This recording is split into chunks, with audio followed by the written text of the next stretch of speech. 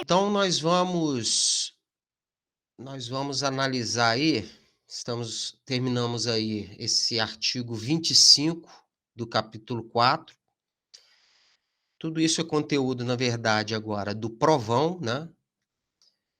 Eu vou enviar 10 questões de ética e deontologia para serem pedidas lá no provão, vão compor o provão, né? Que na verdade é multidisciplinar. O professor, mas vai ser todos os professores estão enviando 10 questões, então vai ser 10 de cada professor? Não vai dar tempo, ai meu Deus. Eu Ou eles não vão sei se escolher? vão ser 10 não, tá? Acho que não vão ser 10 não, porque acho que vão ser muitas questões, mas das 10 que eles apanham, o Eles programa, pegam. pelo menos 5 ele pega de cada disciplina, entendeu? Sim, é porque a Pode outra ser que professora disciplinas ele pegue mais, na verdade ele joga, é tipo o ENAD mesmo, né? joga lá e Ele vai, pronto. o programa que vai coletando. Ah, é? Um professor alimenta e o programa vai alimentando. É tipo um programa do próprio ENAD, né? Entendi. O ENAD ele traz essa dificuldade também, de ver a coisa meio misturada, né? Certo? Certo. Gente, é estudo. Única coisa que a única coisa que não a única coisa que a crise não resiste, a única coisa que a nota baixa não resiste é estudo. Mas é lógico que eu compreendo o perfil de vocês, que foi o meu também, né?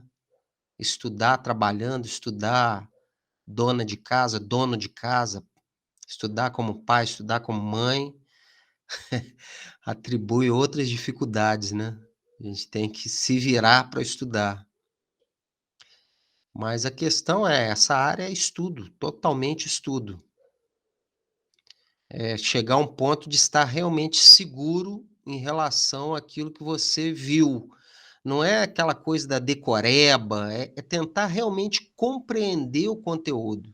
O professor, é, Sim. é porque eu pude ver nas questões lá do senhor que tinha alguma questão que não era questão assim, que era, a gente tinha que decidir, como a gente debateu, né, na aula. Era assim? Não, então, o problema do provão é que a gente não vai ter a discursiva, né? Como foi na N1. A N1 teve 2 discursivas, uma inclusive que eu pedi a opinião de vocês, justamente para ver a construção de conteúdo de vocês em relação à ética e deontologia, né? Então, eu ia até perguntar com o senhor, essa prova que nós fizemos o senhor da N1, que foi só a sua matéria, o senhor disponibilizou para dar uma olhadinha na revisão? Não, né? Foi só o provão, né? Eu fiz. Você disse eu disponibilizei o quê? Para. Para me ver o que, que eu acertei, o que, que eu errei no N1. Aqui o senhor deu só a sua matéria. Então, você sabe que eu não lembro? Eu vou dar uma olhadinha. Eu lembro que está gravada a vista de prova das discursivas. Isso, do provão. Não, Não? a discursiva daquela que eu fiz só com a matéria. Ah, tá, da discursiva, tá bom. Eu fiz a vista de prova só com as discursivas, porque Ah, as entendi. optativas é papum mesmo, né? Não tem É, não tem como, né? ou você Uhum, acerta ou erra mesmo. é As verdade. discursivas já dão, como o próprio nome diz, uma discussão, né? Uhum. Não, mas tá bom, então.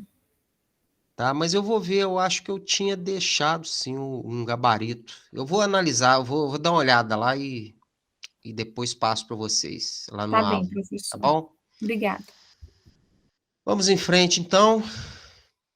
Então, viemos até o artigo 25 e hoje entramos no artigo 26, mas no capítulo 5 do Código, que fala das responsabilidades no exercício da fisioterapia. Deixa eu só permitir um pessoal entrar aqui. O artigo 26 diz aí: o fisioterapeuta deve atuar em consonância à Política Nacional de Saúde, promovendo os preceitos da saúde coletiva no desempenho das suas funções, cargos e cidadania, independentemente de exercer a profissão no setor público ou privado. Esse artigo 26, gente, ele vem consolidar aquela ideia, né, que a gente já estudou lá no artigo 4º, que diz que a assistência do fisioterapeuta tem que seguir os princípios do sistema de saúde vigente no Brasil, independentemente se você atua na esfera pública ou na esfera privada. Então, nesse artigo 26, também está implícita aquela ideia da universalidade, da integralidade, da equidade, que a gente já abordou na nota 1, e, portanto, é um conteúdo que eu não vou pedir lá no provão, né? Essa parte de princípios, né? Embora esse artigo 26 dá essa pincelada, nós já vimos muito bem essa questão dos princípios lá na N1, certo? Artigo 27. O fisioterapeuta deve empenhar-se na melhoria das condições da assistência fisioterapêutica e nos padrões de qualidade do serviço de fisioterapia, no que concerne às políticas públicas, à educação sanitária e às respectivas legislações. É outro artigo que consolida aquela ideia de que o fisioterapeuta não está alheio às questões de melhoria de estrutura, manutenção de equipamentos. Quando a gente fala em melhoria de estrutura, né, gente? Manutenção de equipamentos, compra de equipamentos de bom nível, padrões de qualidade que você presta e que você estabelece como padrão de qualidade, né? Teve uma aula que eu falei bastante sobre os parâmetros assistenciais, né? O que a gente tem visto em vários artigos é que o profissional ele tem a obrigação ética de cobrar a estrutura também. Então, a questão ética ela vai para isso. Nós vimos isso no decorrer do código todo, não sei se vocês repararam, né? Desde a N1 a gente está vendo que é uma questão ética também quando você trabalha sem estrutura ou com uma estrutura sucateada e não reclama disso. E não exige uma estrutura para prestar uma assistência de qualidade, né? Então, essa também é uma questão ética que é discutida o tempo todo nesse código. Artigo 28. O fisioterapeuta deve ser solidário aos movimentos em defesa da dignidade profissional, seja por remuneração condigna, seja por condições de trabalho compatíveis com o exercício ético profissional e seu aprimoramento.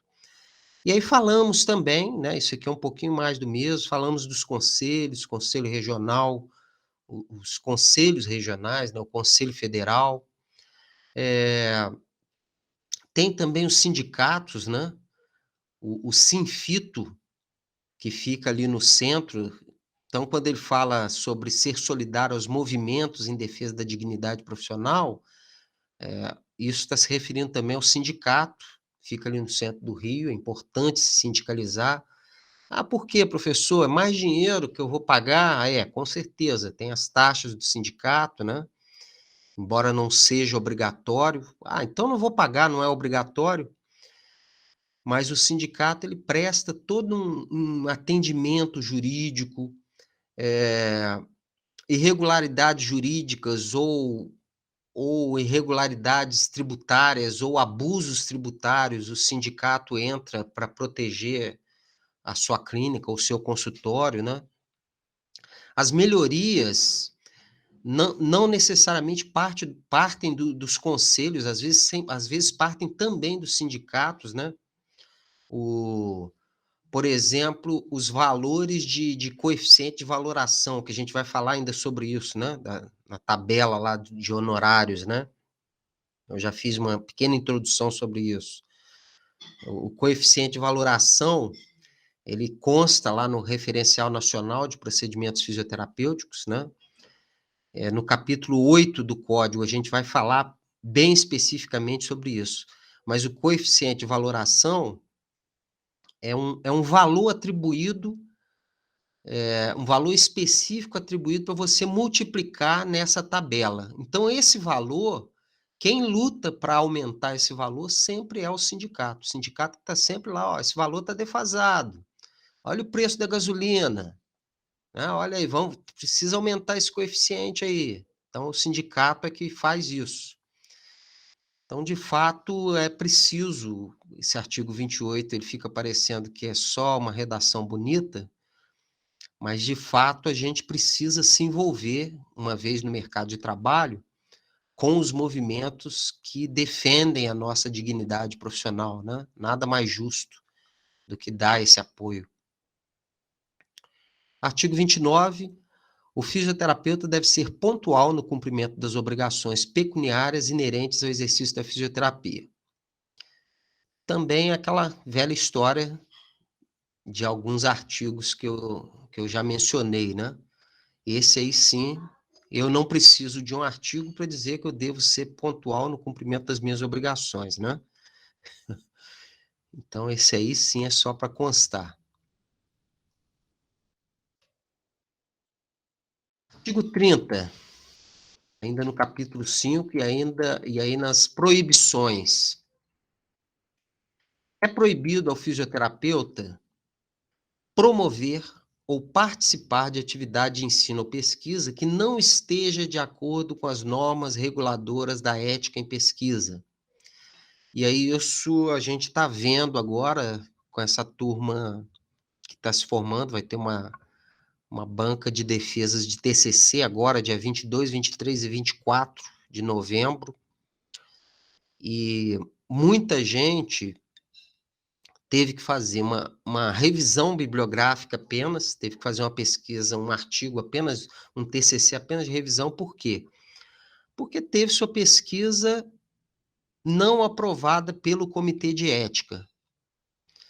Então, essa questão da ética em pesquisa, eu tenho muito orgulho do curso de fisioterapia levar isso com muita seriedade, porque eu, por exemplo, eu trabalho com pesquisa desde 96, no UBM eu trabalho desde 96 com pesquisa, e a gente vê cada absurdo, e muitos absurdos decorrem da falta de um comitê de ética numa determinada instituição. A gente viu isso aí agora, né, recentemente, isso aí falando em larga escala no ambiente macro, né, a gente viu aquele plano de saúde, aquele Prevent Senior, né, que fez pesquisas para tentar comprovar a eficácia da cloroquina e de vários outros medicamentos, né, e perguntaram se eles tinham passado pelo comitê de ética, no caso, a Comissão Nacional de Ética, o nosso CEP é cadastrado, o CEP do BM é cadastrado na Comissão Nacional de Ética em Pesquisa. E o que esse pessoal do Prevent Senior fazia? Dividia dois grupos, como tem alguns TCCs que fazem, né? Isso aí a gente chama de ensaio clínico. De repente eu estou falando aí para pessoas que vão fazer TCC em forma de ensaio clínico. Tá chegando a hora, hein, gente? Então, o que é o ensaio clínico? Você separa dois grupos. Um grupo você administra o medicamento, no caso deles lá, né? Não no caso da fisioterapia. Mas no caso deles, um grupo eles administravam um medicamento e no outro eles davam um placebo. Só que havia evidências científicas em relação à ineficácia de vários dos medicamentos testados. Isso é uma coisa que o comitê de ética avalia, né? Você não vai colocar em risco um paciente, sendo que já existem inúmeras pesquisas consagrando aquele resultado. Então, não há necessidade de colocar aquele paciente em risco. Foi isso que o pessoal lá da Prevent-Senior fez, né? Ignorando as normas reguladoras de ética em pesquisa, como diz aí o nosso inciso, né? Eles começaram a fazer pesquisas de forma independente, autônoma, e na hora que a coisa dava errado, o paciente morria, para agravar ainda mais a situação, eles diziam que era alta. A morte na pesquisa, a morte durante a pesquisa, eles colocavam como alta, né? Enfim, várias e várias coisas que feriram a ética em pesquisa. Então é muito bacana também ver que o nosso código prevê essa questão de regulação da ética nas pesquisas que nós vamos fazer para apresentar como TCC. Inciso 2, é proibido ao fisioterapeuta divulgar e declarar possuir títulos acadêmicos que não possa comprovar ou de especialista profissional que não atenda às regulamentações específicas editadas pelo Conselho Federal de Fisioterapia e Terapia Ocupacional. Parágrafo único do artigo 5º. No exercício de sua atividade profissional, o fisioterapeuta deve observar as normatizações e recomendações relativas à capacitação e à titulação emanadas pelo Conselho Federal de Fisioterapia e Terapia Ocupacional. Por que eu li isso, gente? A gente já comentou sobre isso, né, sobre a questão da pós-graduação lato sensu, a farra que virou, né? E vale a pena comentar isso aqui também nesse inciso 2, a parte que eu li, né, o parágrafo único do artigo 5º, né? Por quê? Por que eu tive que ler isso? Porque esse parágrafo único do artigo 5º fala sobre normatizações e recomendações relativas à capacitação e titulação emanadas pelo conselho, ou seja, cada especialização, ela tem uma resolução. Vocês se lembram disso lá na N1. Então, gente, mais uma vez, deixa eu fazer o alerta, deixa eu alertar vocês, principalmente você que está pensando em fazer uma pós-graduação, já tem na cabeça aí qual a pós que você vai fazer. Analise bem direitinho, certifique-se com o conselho, se com aquela pós-graduação, se com aquela especialização, você poderá colocar lá a plaquinha no seu consultório, na sua clínica, que você é especialista em acupuntura, por exemplo, né. Então o conselho, não é qualquer pós-graduação que o conselho vai certificar com o grau de especialista, certo? Então quando você faz uma pós dessas aí, que estão vendendo gente, essa semana, um amigo meu estava me mostrando, né, um pacote de pós lá, e a chamada assim: "Faça qualquer pós por R$ 25 por mês". E se o cara fizesse 3 ainda tinha um desconto, olha que nível chegou a coisa, né. Então não adianta você fazer esse tipo de pós e colocar lá como título acadêmico: "Não, não, fiz uma pós em dermatofuncional".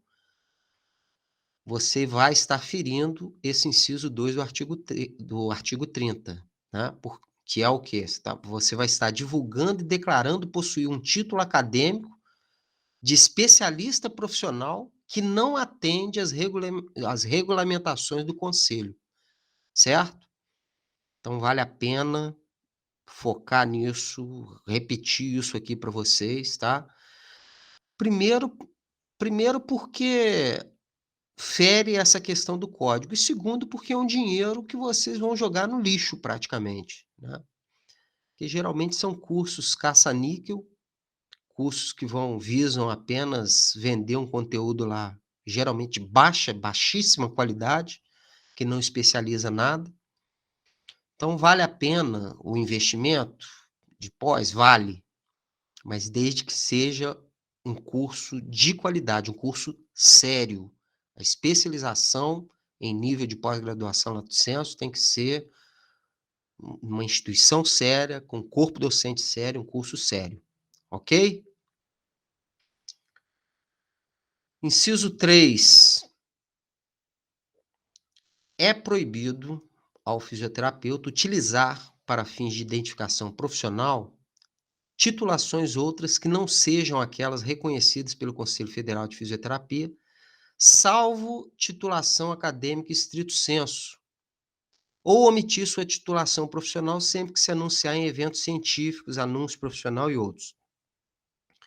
Então, gente, isso aí vem trabalhar, na verdade, essa ideia acima, né? Eu não posso colocar lá a plaquinha de uma titulação que não é reconhecida pelo conselho.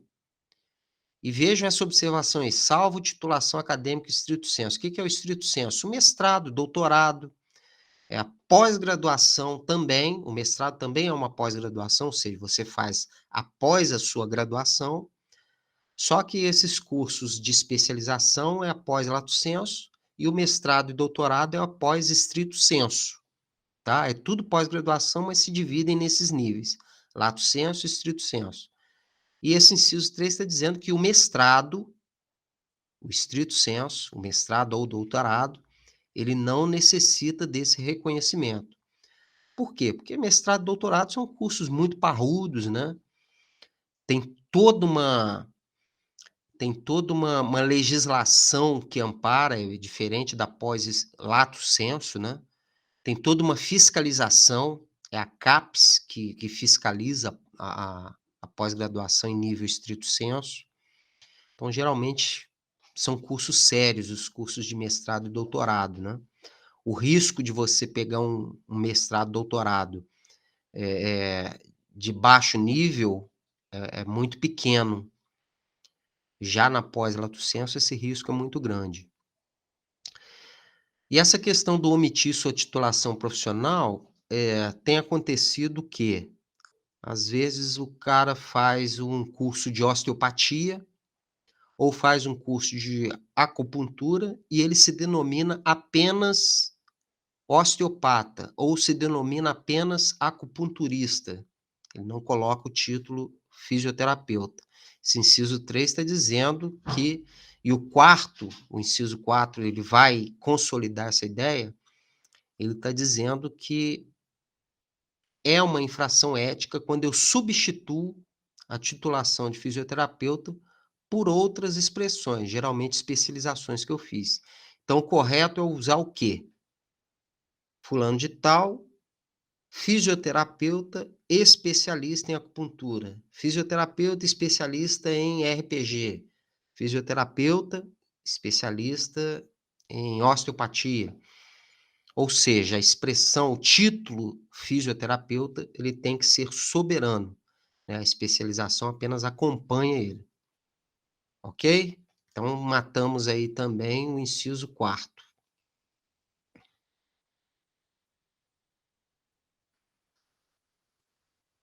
Inciso 5º. É proibido ao fisioterapeuta exigir de maneira antiética de instituição ou cliente outras vantagens além do que lhe é devido, em razão de contrato, honorários ou exercício de cargo, função ou emprego, como também receber de pessoa física ou jurídica comissão, remuneração, benefício ou vantagem por encaminhamento de cliente ou que não corresponda a serviço efetivamente prestado. O que esse inciso quer dizer é que, uma vez que você, fisioterapeuta, profissional, uma vez que o profissional estabeleça o valor da sua consulta, o valor do seu atendimento, vou falar nomenclatura exata, né? O valor dos seus honorários, uma vez que você estabelece, que você dá o preço para o seu cliente, o preço que você vai cobrar pelo seu serviço, outras cobranças paralelas não podem ser efetuadas. É isso que esse inciso diz. Principalmente depois que você iniciou o tratamento, você não pode efetuar a cobrança de outros valores sem uma justificativa plausível. E a única justificativa para uma possível mudança nos valores é o aumento do valor do CV, que eu falei, né? Coeficiente de valoração, que a gente vai ver lá no capítulo 8. Nesse caso, sim, aumentou o valor do coeficiente de valoração, né? Você está tratando o paciente, acordou com o paciente todos os valores, né? Combinou com ele os valores, e no meio do tratamento o valor do coeficiente de valoração aumentou, o valor do CV aumentou. Nesse caso, especificamente nesse caso, você tem o direito de atualizar o valor do tratamento.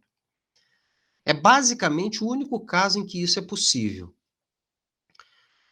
E de repente alguém pode perguntar assim, professor, por que esses assuntos de valor de consulta têm que constar no código de ética? O que o código de ética tenta defender aqui, gente, é a relação de confiança que se estabelece entre o paciente e o terapeuta. Tá? O que esse inciso quer dizer é isso. Essa relação de confiança, ela existe, isso é algo que eu tenho falado sempre também, né? E é uma relação em que o paciente ele passa a confiar no terapeuta e muitas vezes passa a confiar nos excelentes serviços que esse fisioterapeuta está prestando, né?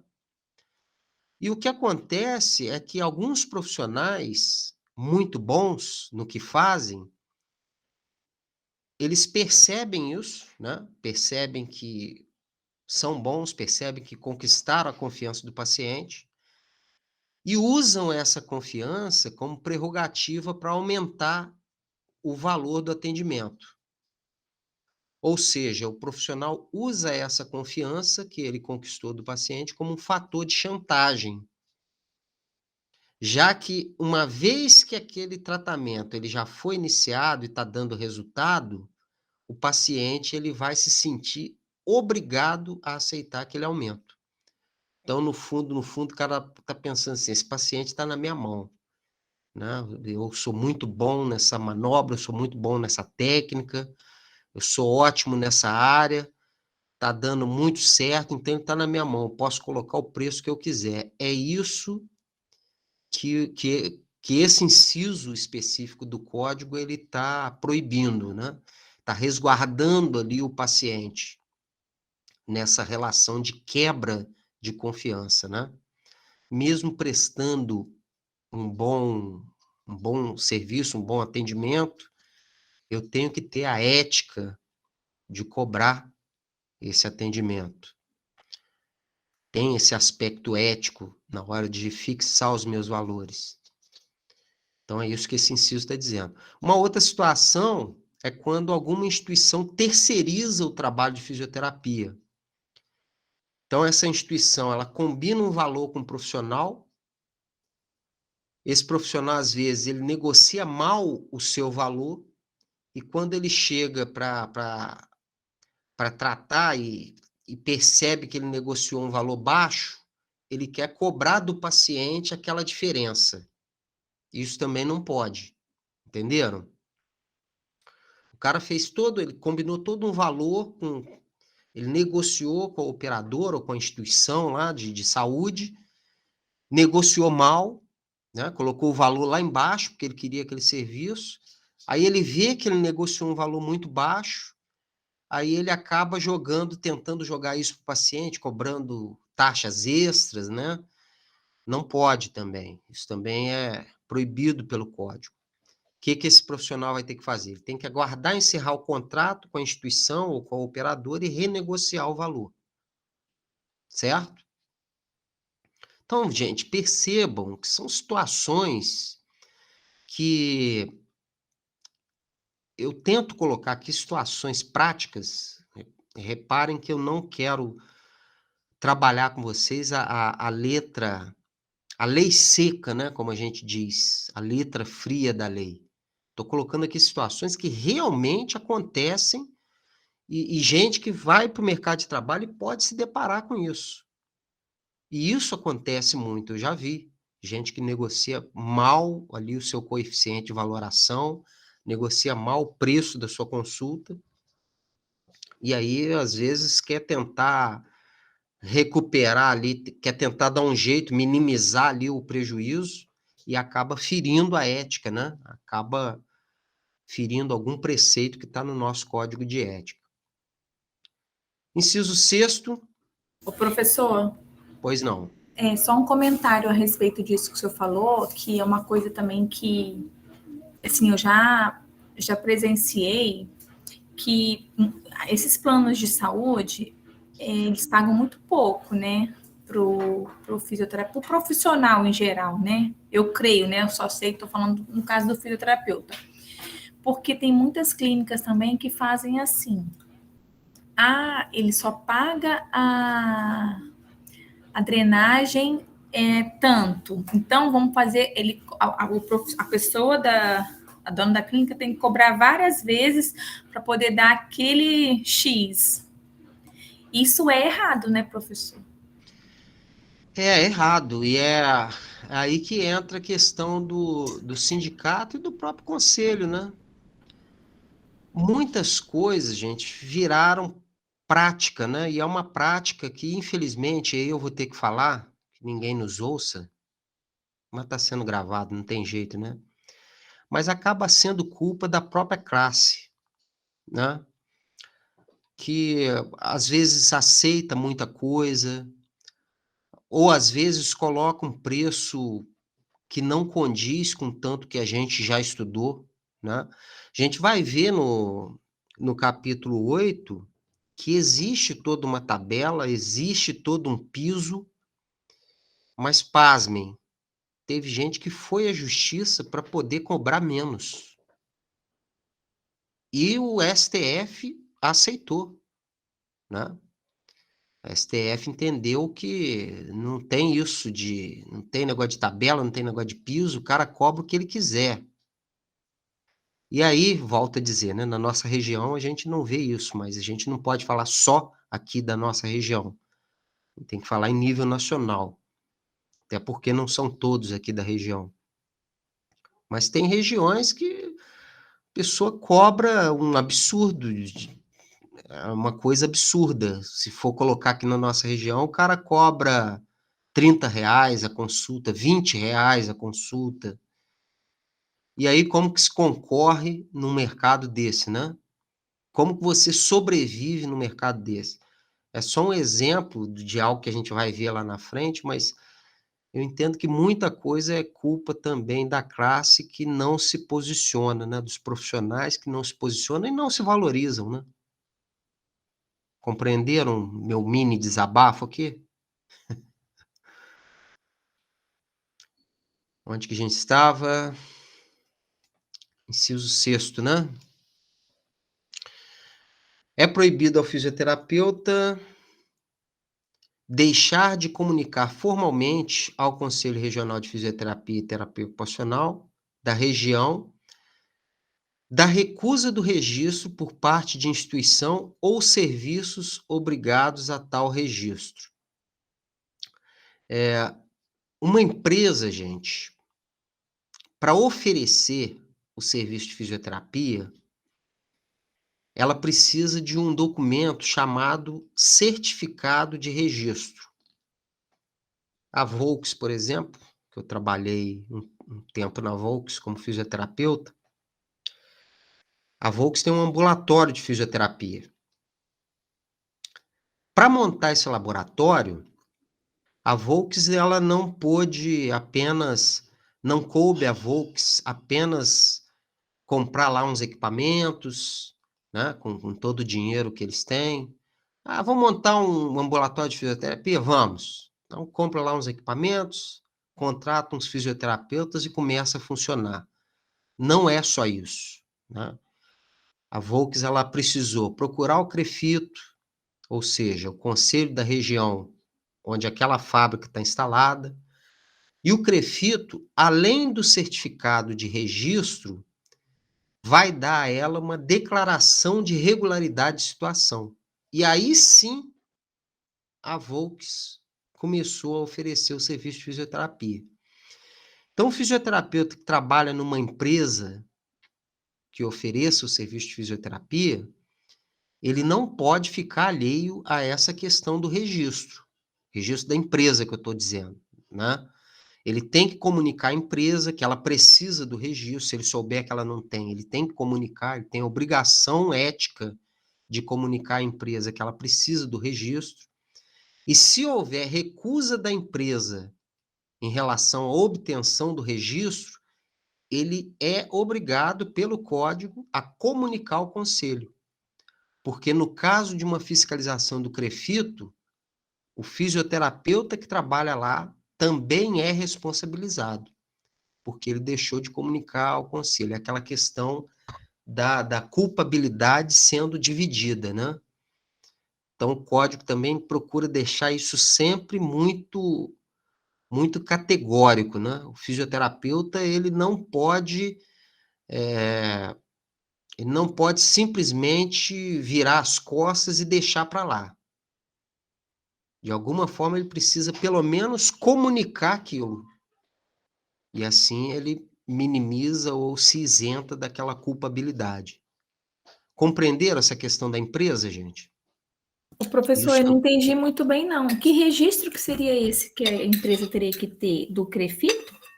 Então, a empresa, igual o exemplo que eu dei da Volks, né? A Volks, num belo dia, falou: poxa, a gente tem um consultório que só tem médico, vamos montar um consultório de fisioterapia, como eles têm lá. Não basta para eles apenas comprar equipamentos e contratar fisioterapeutas. Eles têm que ir lá no conselho, eles têm que ir lá no CREFITO, e o CREFITO ele dá um registro também para a empresa. Então, tem o registro para o profissional, fisioterapeuta, e tem um registro empresarial, digamos assim. Entendeu? E a empresa que oferece um serviço de fisioterapia, ela tem que ter esse registro. Compreendeu? Entendi, professor. E o código está dizendo que o fisioterapeuta que trabalha na empresa, ao saber que ela não tem o registro, ele tem que comunicar à empresa, primeiramente, né? Não é isso que o código está dizendo, mas dentro da nossa ética, dentro de uma questão ética, eu acho que a gente tem que primeiro comunicar à nossa empresa, né? Olha, a Cai no gente mesmo precisa. caso que o senhor falou da N1, quando a gente está trabalhando para uma clínica e tem certas coisas que estão irregulares. A gente tem que comunicar primeiro para o dono, né? Exatamente, isso Para aí. depois ele tomar alguma providência. Muito bom o paralelo que você fez, é isso aí. Comunica até por uma questão ética, né? Porque às vezes é realmente ignorância, né? Às vezes eu acredito assim, às vezes o dono de uma empresa ele quer dar um benefício para os seus funcionários. Ah, vamos montar uma clínica de fisioterapia aqui. Estou vendo pessoal com muita lombalgia e é um serviço que não é tão acessível. Vamos montar aqui, aí compra lá uns equipamentos, contrata os fisioterapeutas, mas tem que ter o registro no conselho também. E às vezes ele não sabe disso. E é seu papel como fisioterapeuta O alertá-lo, professor, né? mas se no caso, por exemplo, a empresa contratasse só um fisioterapeuta, para que durante o dia esse fisioterapeuta fosse lá no ambiente de trabalho e fizesse aquele trabalho laboral com os funcionários. Olha, vamos ter um período de 10 minutinhos de todo mundo fazer aquele alongamento para poder. Teria também que ter esse registro ou não? Não, aí não. É Aí é diferente, né? diferente. Aí o fisioterapeuta, ele entra naquele regime, o RGPS, né? Regime Geral de Previdência Social. Ele vai receber lá, ele vai ser pago ou pela carteira de trabalho ou como autônomo, né? De qualquer coisa vai ser recolhido, vai incidir aqueles impostos ali, tá? Mas no caso aí é quando é o serviço de fisioterapia estruturado dentro de uma instituição, certo? Aí sim essa empresa precisa do registro. Mas quando ela contrata um profissional, não. O que basta a ela é saber se aquele profissional é registrado, né, no conselho, que aí ele precisa do registro. Mas não, ela não está oferecendo ali um serviço de fisioterapia, né, um serviço estruturado e institucionalizado. Compreendeu? Compreendi, Mais uma professor. vez o exemplo da Volks, né, a Volks É, montou um ambulatório de fisioterapia. com equipamentos, né, tudo Isso, direitinho, né. Legal, certo? certo. Fez parcerias com operadoras de saúde, certo? Inciso 7º, é proibido ao fisioterapeuta deixar de comunicar formalmente à instituição onde trabalha da necessidade de registro no conselho de não, isso a gente já viu, né? Tá, não, na verdade complementa, consolida a ideia, esse inciso 7º. É proibido ao fisioterapeuta deixar de comunicar formalmente à instituição onde trabalha aquilo que eu já até expliquei, né, da necessidade de registro no Conselho Regional de Fisioterapia. Aí vejam aí a exceção, ó. O inciso 7º ele consolida a ideia do inciso 6º e dá uma exceção, salvo nos casos das empresas legalmente desobrigadas de tal registro. Forças Armadas, elas não necessitam. As Forças Armadas podem montar o serviço próprio de fisioterapia, podem abrir edital ou concurso para contratar fisioterapeutas, e eles não precisam, por lei, desse registro no conselho. Clínica escola também, clínicas e escolas também não precisam, né? Porque na clínica escola a fiscalização é do MEC, não é do CREFITO. Em regra, sim, né? Mas o CREFITO também fiscaliza clínicas e escolas, tá? Mas as duas são dois exemplos dessa exceção aí, do finalzinho do inciso 7, são as clínicas que existem montadas pelas Forças Armadas e as clínicas e escolas também, né? Embora, via de regra, o MEC às vezes fiscaliza também.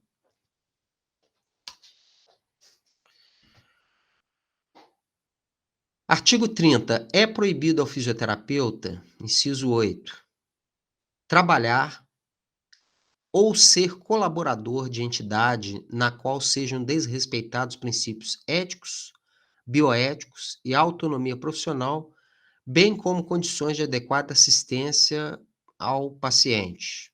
Mais do que óbvio, né? Esse inciso 8 aí.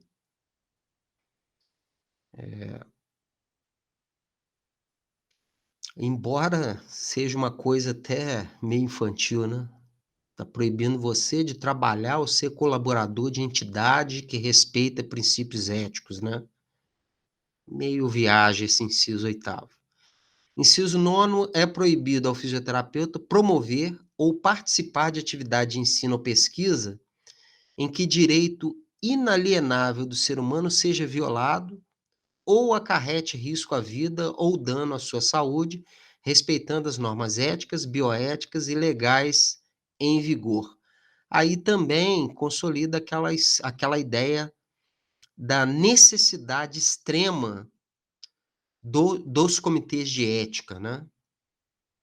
Para quê? Para a gente não cair naquela coisa das pesquisas.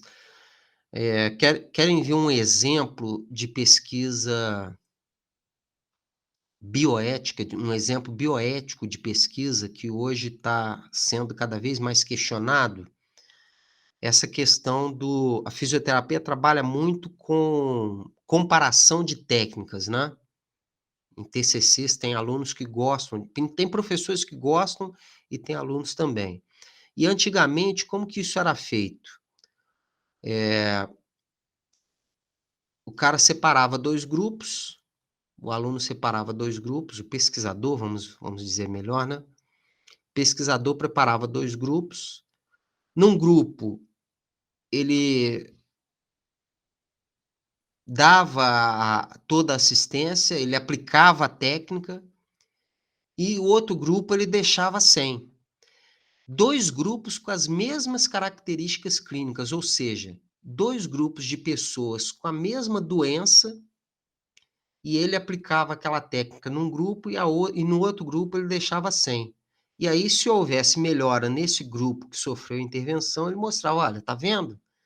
Essa técnica funciona, essa terapia funciona, essa intervenção funciona. Só que feria a ética em pesquisa deixar um grupo sem intervenção nenhuma, sendo que existia intervenção para a doença dele. Então isso hoje é inadmissível em relação a aspectos éticos de pesquisa, certo? Então, o inciso 9 ele está alertando para isso, né? É proibido ao fisioterapeuta participar de atividade de pesquisa em que direito inalienável do ser humano seja violado, certo? Ou acarrete risco à vida, ou dano à sua saúde. No caso aí do exemplo que eu dei, está envolvendo dano à saúde, né? O cara está lá piorando, piorando, piorando, e você não dá o recurso para ele simplesmente porque você está fazendo sua pesquisa e ele é um grupo controle que não pode usar nada. Então, isso hoje é inadmissível, pelo menos na fisioterapia, certo? Inciso 10, é proibido ao fisioterapeuta utilizar equipamentos terapêuticos que não sejam reconhecidos pelo COFITO, de acordo com resolução específica, já vimos isso também, lá na N1, inclusive fiz um slide lá com os recursos, né, que podem ser utilizados. É proibido ao fisioterapeuta usar formulários de instituições públicas para prescrever ou atestar fatos verificados em serviço privado. Isso aí, gente, também é algo que a gente, infelizmente, às vezes vê no mercado de trabalho, né? Utilizar formulários de instituições públicas no consultório particular. Isso aí, além de infração ética, acaba sendo visto pela instituição pública como uma falha ou como uma transgressão administrativa. Então, se você é fisioterapeuta numa instituição pública e dá um atestado de comparecimento para um paciente seu particular, ou um atestado de afastamento do trabalho para tratamento fisioterapêutico, né, para um paciente seu particular, você está cometendo uma infração ética. E pode, inclusive, ser punido administrativamente pela instituição pública que você está vinculado. Então, os fisioterapeutas, eles são profissionais aptos, né, a emitir atestado, seja de comparecimento ou de afastamento de trabalho para tratamento fisioterapêutico, né? E existem resoluções para isso, né? São as resoluções lá do COFITO 381 e 382. Muita gente questiona isso, mas o fisioterapeuta ele pode dar esse tipo de atestado. E esse inciso ele está alertando para isso, né? Eu não posso usar um formulário de instituição pública para atestar fatos verificados em serviço privado. Artigo 30, inciso 12, é proibido ao fisioterapeuta, sob qualquer forma, a transmissão de conhecimento, ensinar procedimentos próprios da fisioterapia, visando a formação profissional de outro que não seja acadêmico ou profissional de fisioterapia. É uma ideia também que a gente já trabalhou bastante, né, em artigos anteriores, né? Aquela coisa até do exercício ilegal da profissão. Artigo 31, o fisioterapeuta, no exercício da responsabilidade técnica, deve cumprir a resolução específica a fim de garantir os aspectos técnicos, éticos e bioéticos reconhecidos e normatizados pelo Conselho Federal de Fisioterapia e Terapia Ocupacional. Esse inciso, gente, esse artigo, né, essa resolução específica que esse artigo 31 está se referindo, é a resolução 139/92, bem famosa também, e que fala tudo sobre as atribuições do fisioterapeuta quando ele aceita o cargo de responsável técnico.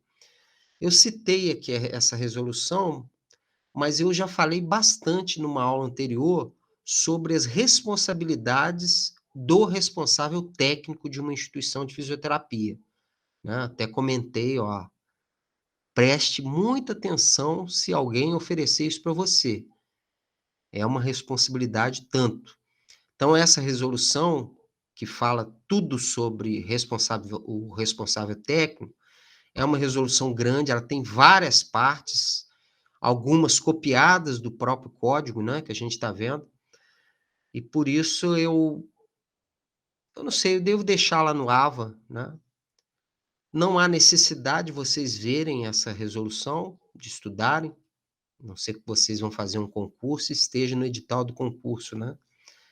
Mas não há necessidade, porque a gente já falou, eu fiz um resumão do que é o a responsabilidade, a função, a competência de um responsável técnico numa instituição que oferece a fisioterapia. Gente, vamos até aqui, tá? Na próxima aula vamos entrar na questão do sigilo profissional, tá? Artigo 32, mas hoje vamos até aqui, até o artigo 31. Professor, Encerramos, então, o capítulo 5, mais em relação às responsabilidades no exercício da fisioterapia. Agora continuamos no capítulo 5, mas agora vamos entrar na parte do sigilo profissional, que a gente até comentou, mas agora a gente vai ver de uma forma aprofundada. Pois não, alguém falou alguma coisa. foi eu, Rafaela. O professor, tem um pessoal que foi fazer prova hoje da professora Tatiana na UBM e não daria tempo de assistir a sua aula, tá? Aí eu tô só Tranquilo, aqui mas avisando, peçam para porque assistir a... depois, né? Isso, eu Em vou... relação a esse que o senhor falou do profissional, do fisioterapeuta ser técnico, até nessa Responsável aula, técnico. isso, responsável técnico, acho que até caiu na prova. Eu fiquei meio confusa porque eu não lembrava se o técnico teria que avisar primeiro pro dono da clínica, né, a respeito de algumas coisas que estavam acontecendo, não é isso? É a responsabilidade, é uma das responsabilidades dele. Dele, né? É isso que fala, inclusive, essa resolução fala sobre isso, né? Pois é, é porque o E senhor já tinha quem falado tem que, sobre na ela. verdade, alertar o dono é o responsável técnico.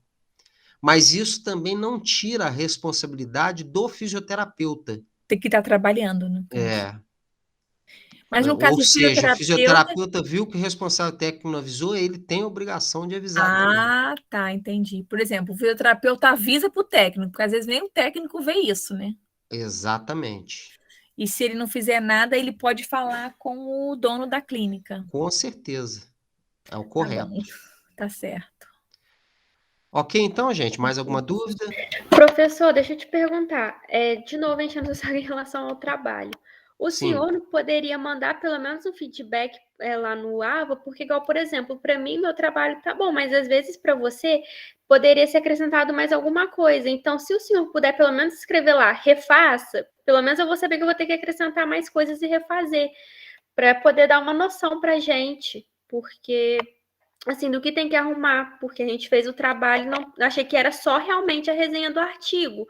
Aí agora o senhor já falou que pode acrescentar mais coisas em relação à discussão que teve em aula. Então, Não, assim, mas não é só a resenha, não. Tem o roteirinho lá, você viu, né? sim, aí eu fiz a resenha com o roteiro das questões, respondendo as duas questões. Isso. Só que agora o senhor disse que pode até acrescentar discussões que nós tivemos em aula, aquilo que foi interessante. Então, se você puder dar esse feedback lá no AVA, fazendo favor. Beleza.